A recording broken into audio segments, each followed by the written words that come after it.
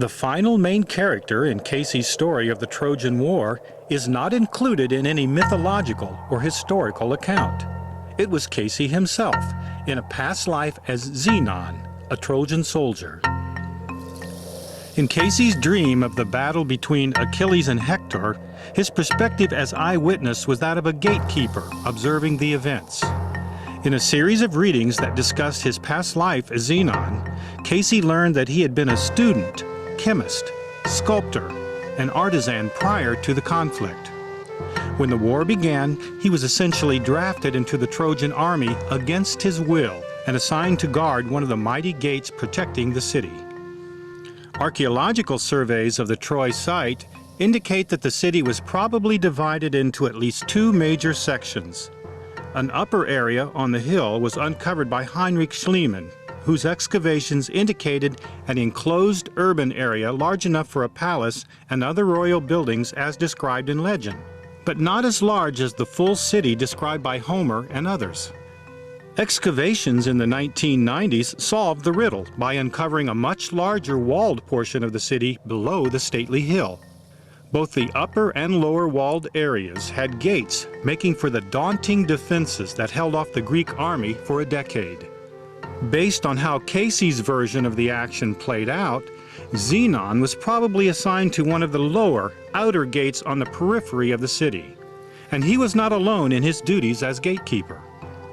The parents of an 8-year-old boy with mental handicaps were informed that their son had been a guard controlling one of Troy's gates. He was responsible for determining who would be allowed in and out. His assignment brought him into contact with many diverse non-Trojans who visited Troy. From this experience, he gained understanding of other cultures and peoples who found their way to the legendary city. A reading for a 38-year-old merchant described a devoted guard and defender of the Trojan gates, named, fittingly, Halt. His steadfastness as dedicated gatekeeper carried over into his present life as a tendency to be totally committed to a purpose or truth. The stationed gatekeepers required a support system of individuals who brought food and refreshment during the long hours of guard duty. A 22-year-old woman received a reading stating that she had lived as Pam, one who faithfully ministered to the gatekeepers during their tedious shifts. At a soul level, she gained from the experience, remaining true to her ideal of service. A 25-year-old dietitian learned that she had been one who brought food to the gatekeepers. When the city fell and her husband was killed, she was taken as a concubine by the victorious Greeks. From this experience, she carried over a tendency toward holding grudges and maintaining distance from others in her relationships. In Cayce's dream account of his Trojan experience, he noticed that his gate opened from the center. On the other side of the gate, there was an attendant whom Cayce recognized as a 25-year-old accountant, only he was much bigger and stronger. Apparently, it was his chore to actually swing the gate open whenever Xenon gave the signal. The dreaming Cayce also observed that his clothing was similar to a toga with a cloth wrapped around him, gathered and pinned in the middle between his legs. Another square piece of cloth with a hole for his head was draped over his shoulders where his armholes were cut, so that his arms could move freely without having to throw the garment out of the way. Now that we have a little understanding of the gates and people who protected Troy, let's consider the matter of the Trojan horse itself.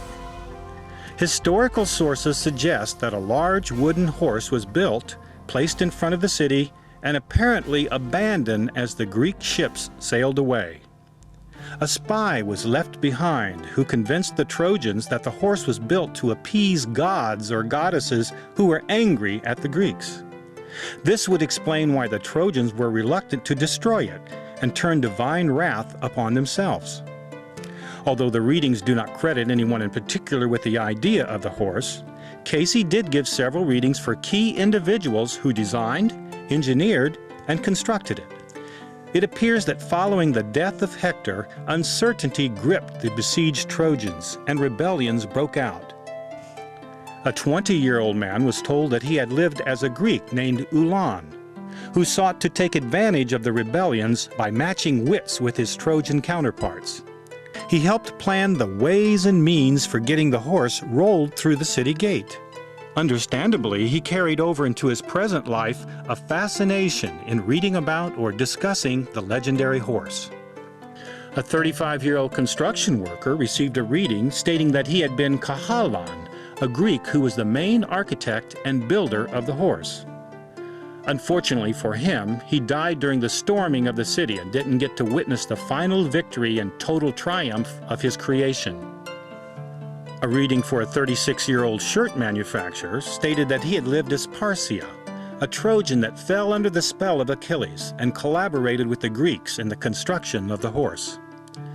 Parcia had knowledge and skills of weapon making that were critical for the mechanical workings of the horse. The concept that some Trojans may have assisted the Greek plot goes back to the idea that there was some discontent toward Hector and his leadership for some period of time, even before his death at the hands of Achilles. Thus, when the horse was completed and it came time to implement the plan, there were those Trojans working from within to bypass the fortifications and assist Achilles in conquering the city. The plot was to convince a naive and trusting gatekeeper, Xenon, that it was appropriate for him to open the gate and allow the horse to be moved inside the city. We are not privy to the exact nature of the deception, only that it involved the use of subtle deceit to weaken his power and influence his judgment.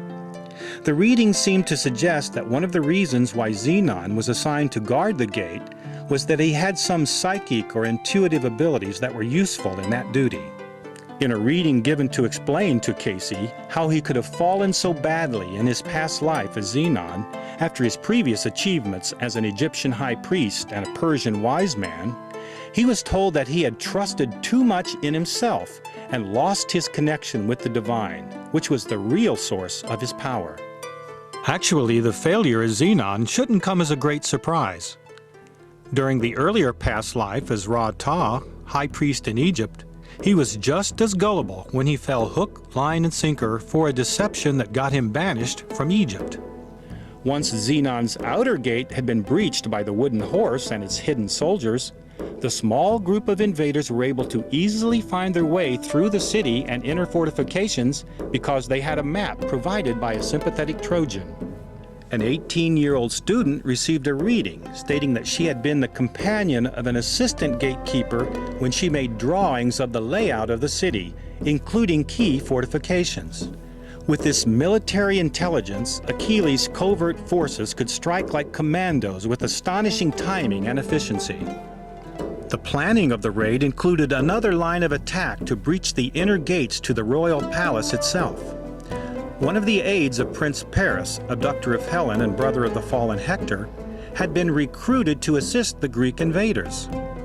This individual, in the name of Xenia, called to her son to open an inner gate at the appropriate time, allowing the Greeks easy passage into the most protected area of the city. The infiltrating Greeks opened the city to the entire army that had returned in force. Although movies depicting the sacking of Troy condensed the action, making it appear to be an instantaneous rout in which the Trojans are completely decimated, the Cayce readings suggest that the battle was probably more drawn out, and the defeated Trojans were not necessarily slaughtered to the last man. For example, Edgar Cayce's past life personality, Xenon, did eventually kill himself due to the stigma and shame of his betrayal. But the fact that there was time for a social reaction against his failure suggests a passage of some time after the initial deception that allowed the wooden horse through his gate. Surprisingly, a reading for a 26-year-old man, who was told that he had been a Trojan defender of the gates, describes how the individual hated the Greeks and expected to be slaughtered during or immediately after the battle, only to find that his adversaries treated his wounds and spared his life. From this unexpected kindness, he learned brotherly love that carried over into his present life as the desire to help others to learn and grow. There are several other examples in the readings that depict the aftermath of the fall of Troy in somewhat humane terms. Yes, there was burning and looting, taking of prisoners and slaves, and killing of those determined Trojans who refused to surrender. But according to the readings, there were considerations given as well. Some of this could be expected if we accept Cayce's view that the Trojan population was split in its allegiance to Hector, and that some may even have aided the Greeks in overthrowing the city. For instance, a 20-year-old man was said to have been a Trojan soldier named Somniel, who changed allegiance and took sides with Achilles.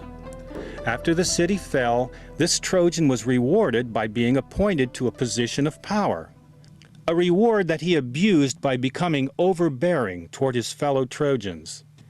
In his present life, Cayce counseled him to temper the need for power and position with spiritual and mental judgment.